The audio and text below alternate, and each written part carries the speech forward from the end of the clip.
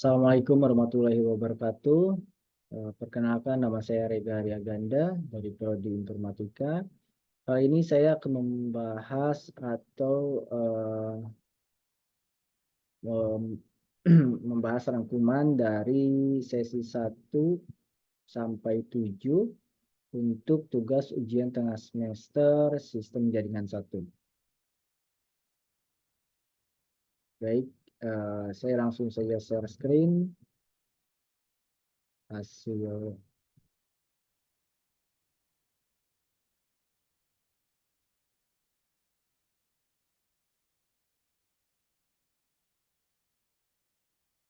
Oke. Di dalam sesi 1 kita akan membahas Introduction to Network. Nah, di dalam topik ini adalah ada efek jaringan dalam kehidupan yang dimana menjelaskan bagaimana sistem jaringan berpengaruh terhadap kehidupan. Yang kedua adalah komponen dalam sistem jaringan di mana dalamnya adalah menjelaskan bagaimana sistem host dan perangkat jaringan yang dipakai. Kemudian representasi dan topologi dalam sistem jaringan. Menjelaskan representasi dan topologi-topologi yang digunakan dalam sistem jaringan. Yang keempat adalah tipe-tipe umum dalam sistem jaringan. Membandingkan karakteristik umum atau tipe-tipe dalam sistem jaringan. Yang kelima adalah internet koneksi. Menjelaskan bagaimana sistem LAN dan WAN saling berhubungan dengan sistem jaringan. Keenam adalah sistem jaringan yang dapat diandalkan atau mendeskripsikan 4 persyaratan dasar jaringan yang dapat diandalkan. Yang ketujuh adalah tren-tren dan dalam sistem jaringan, di mana menjelaskan bagaimana tren seperti DoD, online collaboration, cloud computing, video dapat mengubah cara kita berinteraksi. Nah, yang terakhir adalah keamanan sistem jaringan.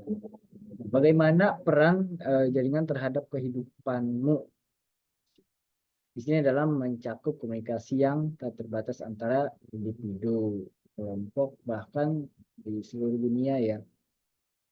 Jadi di dalam dunia tanpa batasan dan inilah yang menjadi jaringan begitu penting sekali dalam berbagai aspek kehidupan kita. Sini ada komponen-komponen pada jaringannya. Di dalam setiap komputer yang terhubung dengan jaringan tersebut adalah host-to-end device ya, atau klien yang meminta ke server seperti halaman page dari web server dan email dari email server. Nah, sedangkan server adalah yang memberikan informasi seperti email server, web server, dan file server. Nah, di sini ada jaringan to-peer ya. Jaringan peer itu merupakan jaringan sistem di mana setiap komputer yang saling terhubung dalam ruang lingkup tentu terdapat klien sekaligus juga server and device. Di sini ada device, merupakan sistem di mana pesan berasal atau pesan yang disampaikan data yang berasal dari perangkat asal mengalir melalui LAN atau WAN dan tiba kepada perangkat lain. Nah, begini ya strukturnya, ada LAN, ini di dalam servernya, kemudian dibagi lagi ke klien-kliennya. Nah, macam-macam perangkat jaringan seperti switch atau router. Ini ada gambar-gambarnya. Selanjutnya, representasi dan topologi pada jaringan disebut diagram jaringan atau diagram topologi yang meliputi, di sini ada dibagi 3 lagi ya, seperti komputer, IP number, laptop, printer, tablet, atau perangkat lainnya. Kemudian intermediary device ya, seperti router, switch tadi sudah digambarkan. Kemudian network media mencakup wireless dan LAN dan WAN. Oke, kita mengenal LAN dan WAN. LAN atau disebut local area network ya. Biasanya mencakup koneksi antar komputer hingga antar gedung. Biasa digunakan untuk perusahaan, sedangkan one with area network jaringan yang mencakup luas antara negara hingga dunia. Kemudian internet koneksi pada jaringan tipe home, small office, meliputi kabel DSL atau seluler, satelit, dan dial-up telepon. Nah, sedangkan pada lingkup bisnis menggunakan DLL atau Dedicated List Line, Internet One, DSL, dan satelit. Oke, kita langsung saja ke sesi 2. Kita akan membahas basic switch and device configuration. Nah, topik kita adalah switch dasar dan konfigurasi dari perangkat akhir. Di sini kita akan menerapkan pengaturan awal termasuk kata sandi, alamat IP, dan parameter gateway default pada saklar jaringan dan perangkat akhir. Oke. Cisco EOS SS operating system. Nah, ini terdiri dari shell, kernel, dan hardware. Dari tujuan dan sistem operasi ini atau yang disebut OS untuk mengolah sumber daya komputer dan menyediakan yang terbuka antara perangkat keras, komputer, dan pengguna atau perangkat lunak. Dengan adanya antarmuka ini untuk pengguna agar dapat berinteraksi dengan komputer melalui metode seperti GUI atau CLI. Nah, ini ada metode aksesnya adalah cara untuk terhubung dengan sistem jaringan. Terdiri dari konsol, secure shell atau disebut dengan SSH, kemudian ada telnet. Nah, di sini ada struktur perintahnya ya. Di sini keyboard parameter spesifik yang ditentukan dalam OS seperti IP protokol, kemudian argumen, nilai atau variabel yang ditunjukkan oleh pengguna. Di sini seperti ini alamat jaringannya.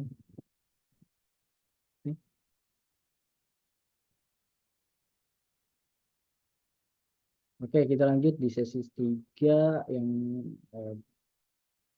akan kita bahas adalah protokol and model, atau topiknya adalah protokol dan model.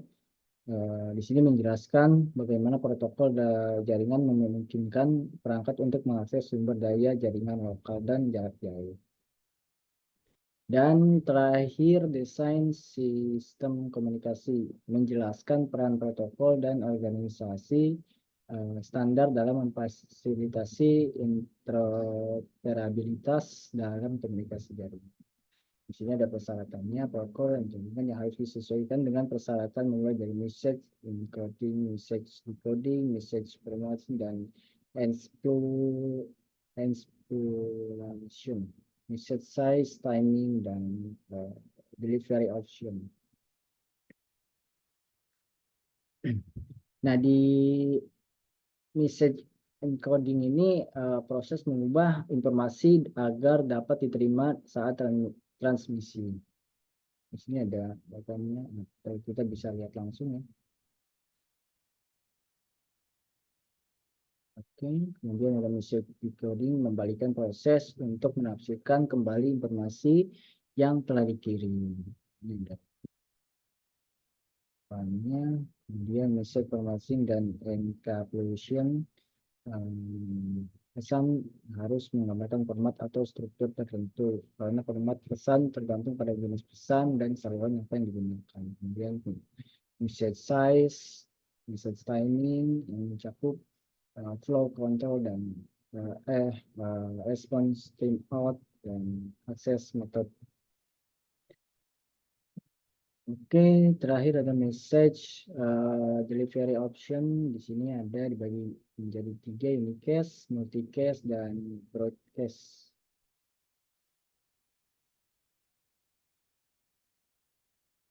Di sini ada lapisan protokol, evaluasi protokol suite. Jadi bagi menjadi 4 bagian, yaitu Internet Protocol Switch or TCP atau IP ya. Yang biasanya protokol ini paling umum sekali. Yang kedua adalah Open System Interconnection atau OSI protokol. Kemudian AppleTalk dan terakhir Network Network ya. Di sini ada contoh gambaran TCP atau IP protokol. Di dalam sesi 4 selanjutnya physical layer. Di sini ada lapisan fisik yang menjelaskan bagaimana lapisan fisik dalam protokol, service, dan dukungan jaringan komunikasi menuju jaringan data. Kemudian sistem dari physical layer mendeskripsikan tujuan dan fungsi dari physical layer. Kemudian karakteristik physical layer menunjukkan karakteristik dan lapisan fisik. Selanjutnya copper coupling yang menunjukkan karakteristik dasar dari copper coupling. Selanjutnya UTP coupling menjelaskan bagaimana UTP itu dipakai dalam jaringan Ethernet. Nah, ini ada fiber optic coupling yang mendeskripsikan kabel serat optik dan keunggulan dibandingkan media. Selanjutnya wireless media koneksikan perangkat angkat menggunakan media kabel dan non kabel. Nah, di sini ada karakteristik lapisan fisik dan ini standarnya. Nah, di sini komponen fisiknya adalah encoding yang mengubah aliran bit menjadi format pesan dan dalam jaringan. Kemudian signaling di nilai bit atau 1 dan 0 dipresentasikan kepada medium fisik. Dan ada bandwidth, kapasitas medium, dan unit bandwidth atau BPS, KBPS, MBPS ya.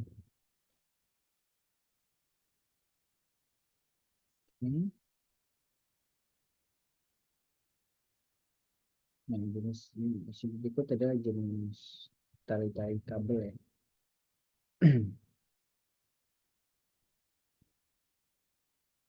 Ini ada perbandingan kabel serat dan kabel tembaga. Di sini teman-teman sudah bisa kita lihat langsung ya. Nah, pada sesi 5 ini kita akan merancang pengalaman jaringan. Oke, bisa lihat.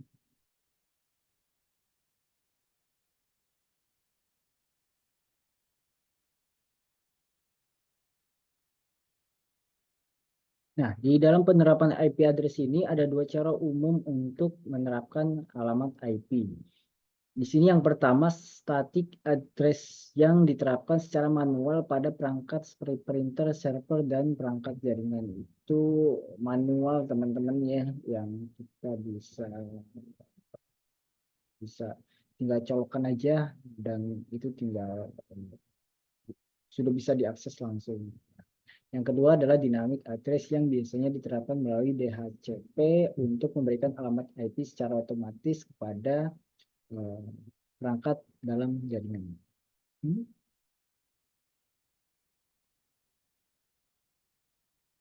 Ini angka-angkanya. Nah, pada sesi 6 konfigurasi switch pada jaringan. Di sini ada topiknya adalah dibagi menjadi 4 ya. Ada konsep dasar Ethernet, kemudian konsep dasar switch, ARP table, kemudian memasang dan mengunci switch. Nah, di dalam unsur-unsur pembentukan jaringan, di sini ada device, media, message, aturan atau protokol.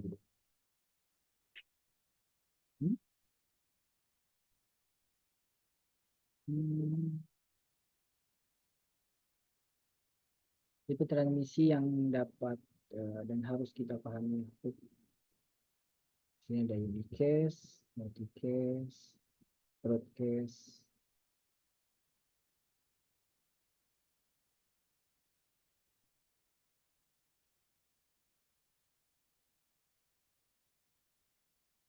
Nah, sini ada cara pengujian untuk switch ya. Yang pertama adalah memastikan switch dan perangkat-perangkat terhubung dengan sumber daya listrik. Gitu jelas sekali ya. Dua, pertama pastikan semua port atau bekerja dengan baik. Pastikan perangkat terhubung dengan switch melalui port Ethernet. Kemudian pada komputer Windows, buka command prompt. Ketik ping IP address ke komputer lain yang terhubung dengan switch. Jika ada balasan reply, maka switch bekerja sudah normal. Nah, jika balasan host unreachable, maka pasti ada masalah di jaringan. Ini cara menghubungkan komputer dengan switch. Pertama, menyiapkan kabel LAN straight. Yang kedua, menyiapkan switch dan komputer. Menghubungkan ujung konektor pada port Ethernet komputer dan ujung satunya pada port Ethernet switch. Ulangi sampai keempat, komputer terhubung dengan switch. Memberi IP address pada masing-masing komputer secara berurutan. Ini untuk si klien ya. 19 contohnya ini bisa dipakai IP address-nya 192.168.1.1. Di sini ujungnya ada secara berurutan, kemudian 12, 13 dan 14. Dan di sini untuk switch hub ya. Oke, yang terakhir kita pada sesi 7 konfigurasi jaringan nirkabel atau wireless. Topiknya adalah spesifikasi jaringan nirkabel, topologi jaringan nirkabel, dan tahapan instalasi jaringan nirkabel atau infrastruktur. Jaringan nirkabel komunikasi perangkat yang terhubung ke jaringan tanpa menggunakan kabel. Jaringan paling sering dipakai untuk jaringan komputer, baik pada jarak area yang dekat seperti Bluetooth, AC share, maupun jarak jauh atau satelit. Contoh jaringan nirkabel yang dalam terhubung umum seperti wireless LAN dan Wi-Fi. Jaringan nirkabel yang saling terhubung menggunakan macam-macam media transmisi tanpa kabel seperti gelombang radio, dia itu tanpa kabel ya, gelombang mikro maupun cahaya inframerah. Oke.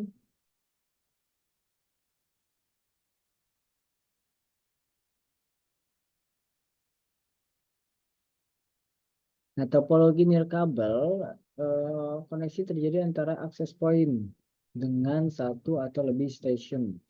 Koneksi terjadi apabila ada kesamaan surface set identifier atau SSID dan kesamaan PIN.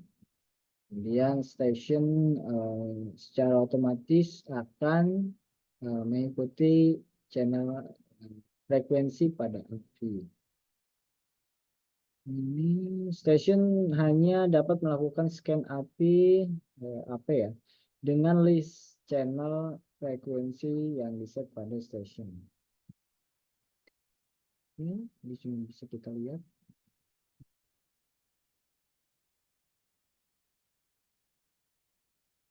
Oke, itu aja yang bisa saya sampaikan. Mohon maaf jika kurang dimengerti atau kurang dipahami. Terima kasih. Assalamualaikum warahmatullahi wabarakatuh.